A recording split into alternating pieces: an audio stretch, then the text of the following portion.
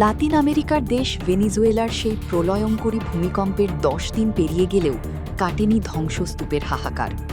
সরকারি হিসাব অনুযায়ী আহতের সংখ্যা ১৬,৫০০ ছাড়িয়েছে এবং বাস্তুচ্যুত হয়েছেন ১৬,০০০-এরও বেশি মানুষ।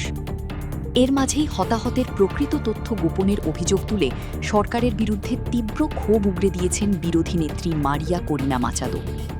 গত ২৪শে জুন ভেনিজুয়েলায় মাত্র কয়েক সেকেন্ডের ব্যবধানে আঘাত হানা ৭.২ এবং ৭.৫ মাত্রার জোড়া ভূমিকম্পে কার্যত ধ্বংসস্তূপে পরিণত হয়েছে লা গুয়াইরা উপকূলীয় অঞ্চল। অবকাঠামোগত ক্ষয়ক্ষতির পরিমাণ ধরা হচ্ছে প্রায় ৬.৭ বিলিয়ন মার্কিন ডলার। আন্তর্জাতিক স্তরে সহায়তা এলেও তা প্রয়োজনের তুলনায় অত্যন্ত অপর্যাপ্ত। বিপর্যয়ের ১০ দিন পেরিয়ে গেলেও উদ্ধার কাজের ধীর গতির কারণে স্থানীয় বাসিন্দাদের মধ্যে তীব্র ক্ষোভ ও অসন্তোষ ছড়িয়ে পড়েছে।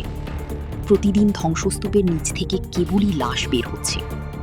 সময়ের সাথে সাথে কাউকে জীবিত উদ্ধারের আশা ফিকে হয়ে এলেও স্বজনদের জীবিত খুঁজে পাওয়ার শেষ আশায় বুক বেঁধে ধসে পড়া ভবনের পাশে দিন-রাত অপেক্ষা করছেন মা, বাবা ও সন্তানেরা।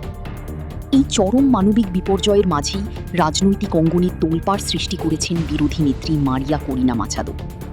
তিনি দাবি করেছেন, সরকার পরিস্থিতি সামাল দিতে না পেরে হতাহত ও ক্ষয়ক্ষতির প্রকৃত তথ্য সম্পূর্ণ গোপন করছে। লা গুয়াইরার এই ধ্বংসযজ্ঞ এবং স্বজনহারা মানুষের কান্না ভেনিজুয়েলার ইতিহাসে এক কালো অধ্যায় হয়ে রইল। ভেনিজুয়েলা ট্র্যাজেডির সর্বশেষ আপডেট জানতে আমাদের সাথেই থাকুন।